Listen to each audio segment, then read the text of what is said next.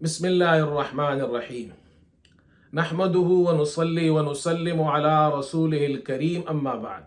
मुहतरम सामिईन, आज की इस वीडियो का मकसद इंजीनियर मोहम्मद अली मिर्ज़ा की चंद बातों का जवाब देना है दलाइल के साथ, और उनसे और उनके जो फॉलोवर्स हैं उनसे कुछ सवालात भी पूछने हैं।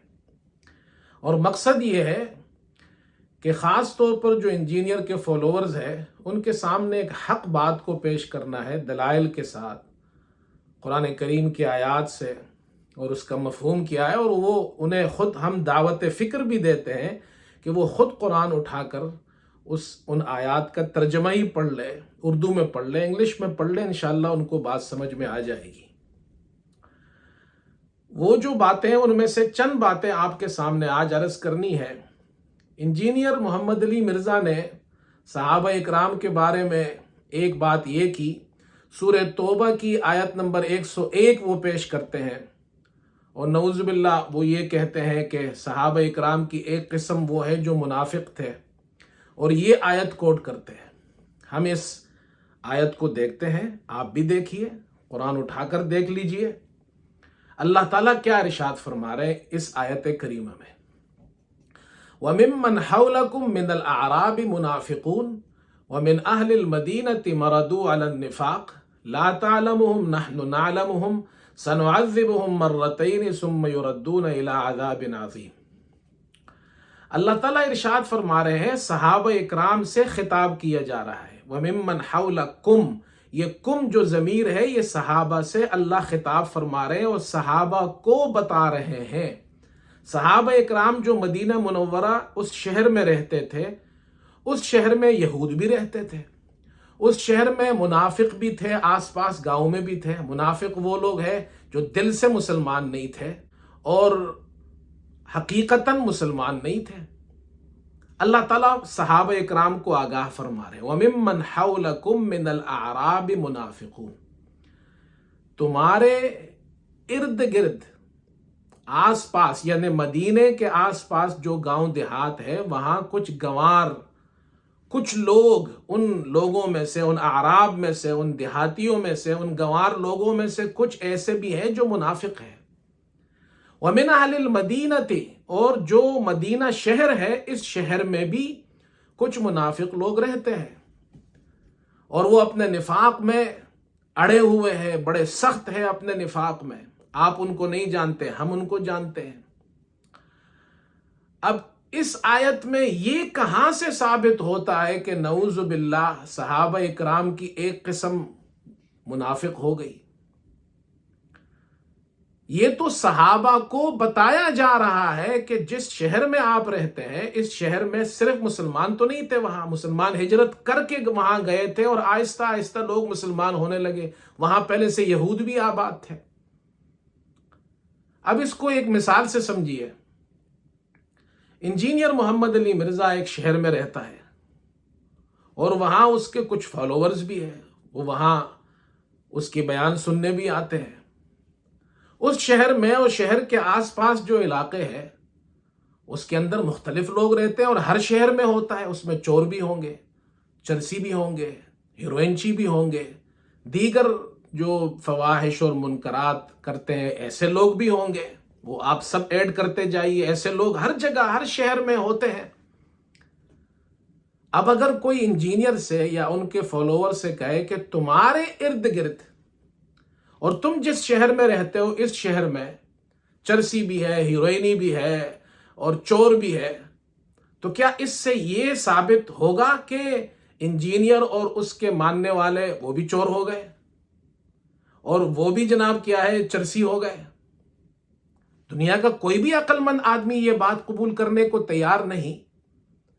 तो इंजीनियर ने ये कुरान करीम के अंदर एक तहरीफ की है, मानवी तहरीफ की है, और नऊज़ बिल्लाह सहाबा इकराम के शान में ये बहुत बड़ी गुस्ताखी की है।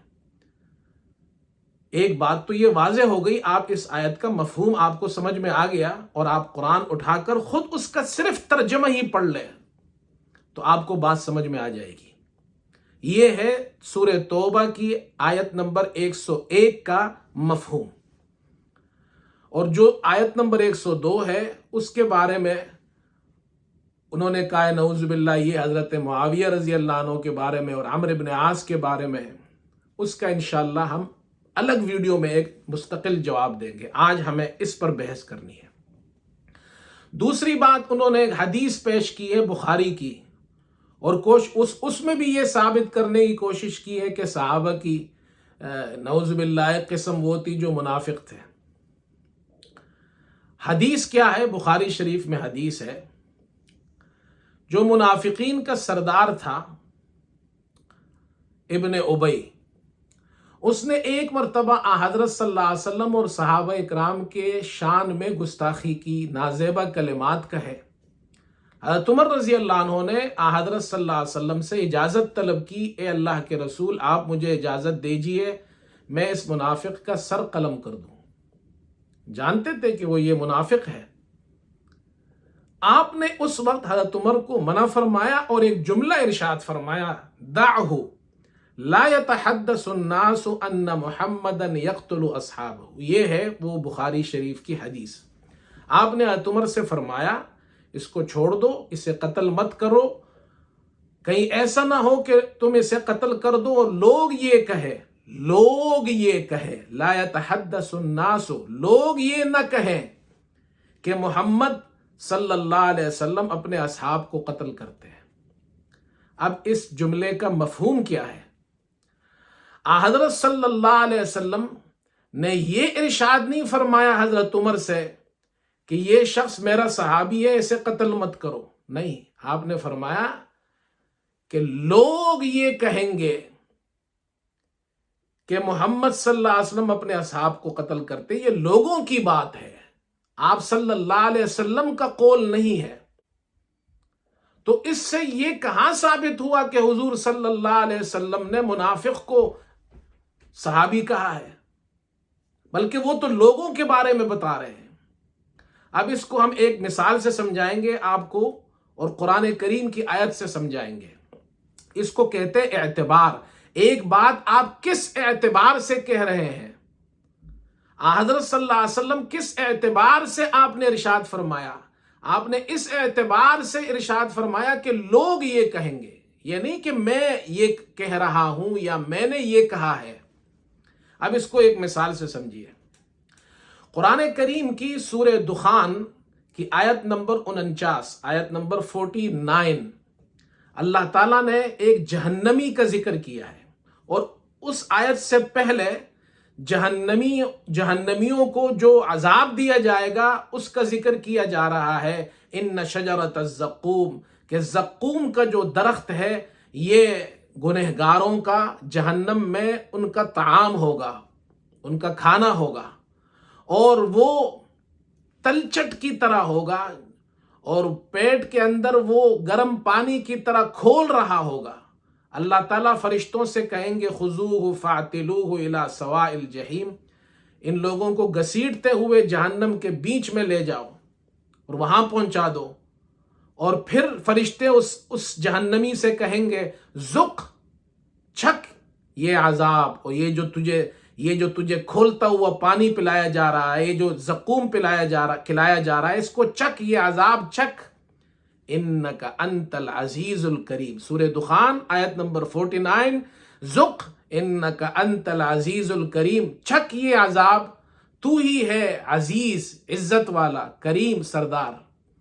اب جہنمی عزت والا نہیں ہوتا، جہنمی سردار نہیں ہوتا، یہ اس جہنمی کی کوئی توصیف اور تعریف نہیں کی جا رہی ہے۔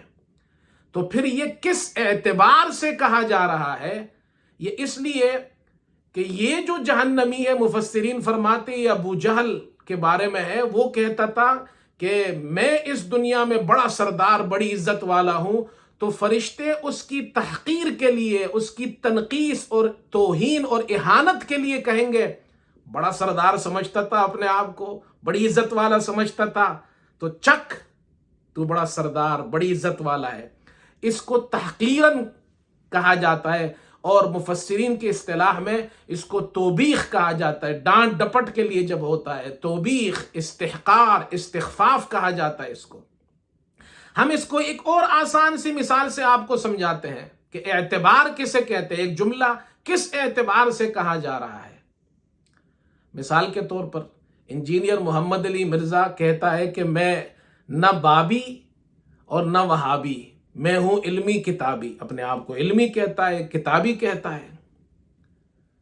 اب مثال کے طور پر اگر میں انجینئر محمد علی مرزا کے پاس جاؤں اور اس سے کہوں جی آپ علمی ہے، اپنے آپ کو علمی کہتے ہیں، کتابی کہتے ہیں، آپ نے کتابیں پڑھی ہوں گی، ہم آپ کے سامنے بخاری شریف کا جو عربی نسخہ ہے، اردو والا نہیں، اوریجنل نسخہ وہ آپ کے سامنے رکھتے ہیں، اس میں عربی عبارت ہے اور اس عربی عبارت میں زبر زیر پیش نہیں ہوتا، یعنی اعراب نہیں لگا ہوتا۔ ہمارے یہاں جو مدارس میں، جامعات میں جو ہم بخاری شریف پڑھتے ہیں اس میں زبر زیر پیش نہیں ہوتا، وہ علماء پڑھ لیتے ہیں اس لیے کہ ان کو عربی آتی ہے، تو ہم مرزا کے سامنے رکھیں گے جی آپ اس میں سے ایک صفحہ پڑھیے، مرزا نہیں پڑھ سکے گا۔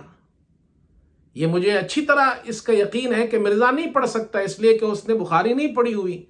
اب اگر میں اس سے کہوں جی آپ بڑے علمی کتابی ہیں، آپ پڑھیے، تو میرا علمی کتابی کہنا مرزا کی تعریف نہیں ہوگا، یہ مرزا کی تنقیص ہوگی، میں ان پہ اس کی تنقیص کر رہا ہوں۔ تم اپنے آپ کو بڑے علمی کتابی کہتے تھے نا، آپ پڑھو۔ اسی طرح جہنمیوں سے یہ کہا جا رہا ہے تم اپنے آپ کو بڑا عزت والا سمجھتے تھے، سردار سمجھتے تھے، اب چکھو یہ عذاب۔ تو عزت والا اور سردار اس اعتبار سے کہا جا رہا ہے، یہ اعتبار کا فرق ہوتا ہے۔ اسی طرح حضور صلی اللہ علیہ وسلم نے جو عبداللہ ابن ابی کے بارے میں فرمایا، اس اعتبار سے کہ لوگ یہ کہیں گے کہ محمد صلی اللہ علیہ وسلم اپنے اصحاب کو قتل کرتے ہیں، آپ نے یہ نہیں فرمایا کہ میں یہ کہتا ہوں کہ اسے قتل مت کرو، یہ میرا صحابی ہے۔ یہ ہمیں غور اور فکر سے اس بات کو سمجھنا چاہیے کون سے کانٹیکسٹ میں وہ بات کی جا رہی ہے۔ تو ہمارا سوال ہے یہ مرزا انجینئر محمد علی مرزا سے کہ ہمارا اب آپ سے ایک سوال تو یہ ہے کہ ذق انک انت العزیز الکریم، سورہ دخان کے اندر جو عزیز اور کریم جہنمیوں کو کہا گیا ہے وہ کس اعتبار سے کہا گیا ہے؟ وہاں آپ اعتبار مانیں گے، یہاں بھی آپ کو اعتبار ماننا پڑے گا۔ چلیے تیسری بات بھی آج میں عرض کر دیتا ہوں۔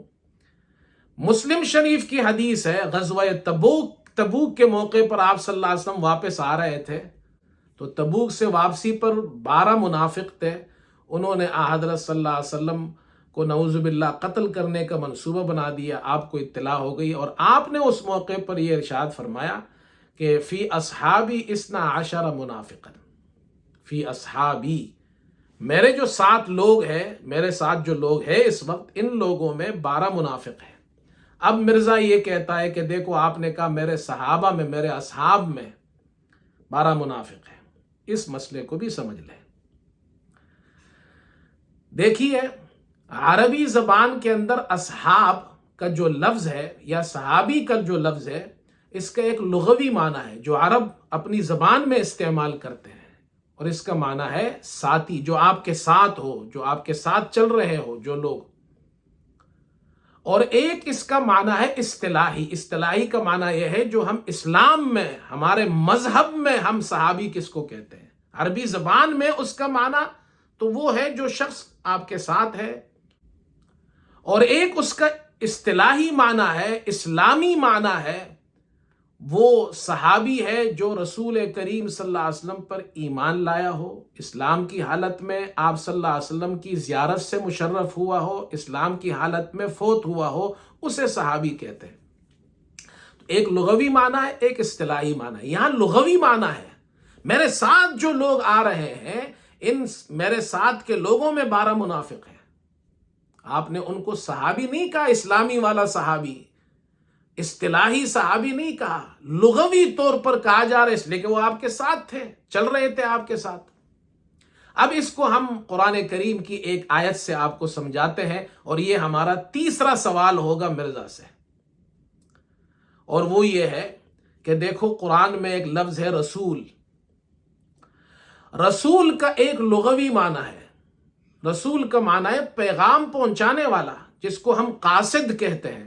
وہ قاصد آپ کا بھی ہو سکتا ہے، کسی بادشاہ کا بھی ہو سکتا ہے، کسی بھی شخص کا ہو سکتا ہے۔